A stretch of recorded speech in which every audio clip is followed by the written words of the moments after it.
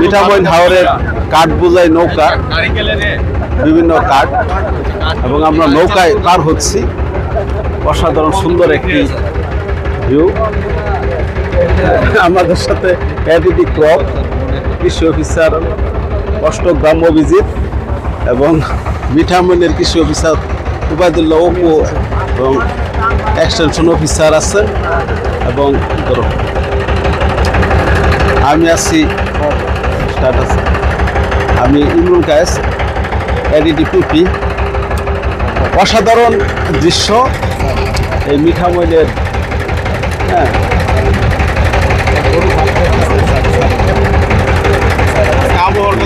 আমাদের শাহিনুল ইসলাম এডিডি আগে বলছি।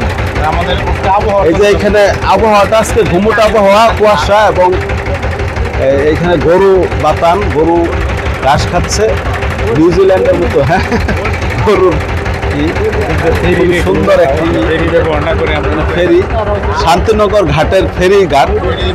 এই ফেরি অপেক্ষা করছে, বিভিন্ন যানবাহন পার হবে। এক কথায় বলতে গেলে এই মিঠামইনের হাওরের সৌন্দর্য অসাধারণ সৌন্দর্য।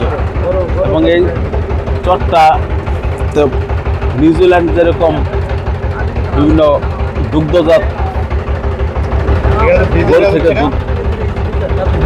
গরু ঘাস খাচ্ছে, খুবই সুন্দর একটি প্রাকৃতিক বৈচিত্র্য। এখন যেহেতু পানি কম, হাওরের এখনই এক সৌন্দর্য। এরপরে আবার যখন পানি আসে তখন কিন্তু আবার এই চর সহ পুরাটাই পানিতে থই থই করে, তখন কিন্তু অপরূপ আরেকটি সৌন্দর্য হাওরের।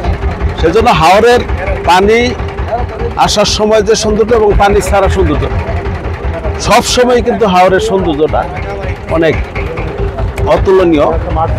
এবং একটি কথা প্রচলিত আছে, হাওর বাওয়ার মহিষের সিং, এই নিয়ে ময়মনসিংহ।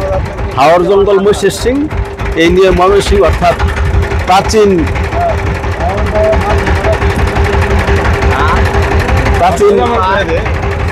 তথ্য অনুযায়ী যে 6টি জেলা, কিশোরগঞ্জ, ময়মনসিংহ, টাঙ্গাইল, নেত্রকোনা, জামালপুর এবং শেরপুর, এই বৃহত্তর মিলিত ধারা হাওর নদী মাছে ভরা।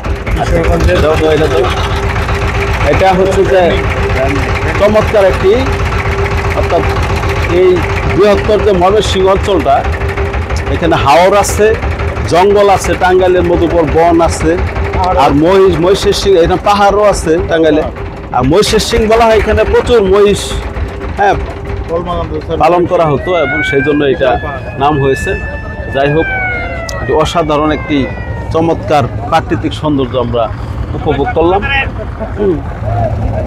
সবাইকে অসংখ্য ধন্যবাদ। আমরা এই যে পারে চলে এসেছি এবং আমরা এখন পার থেকে নামবো। হ্যাঁ।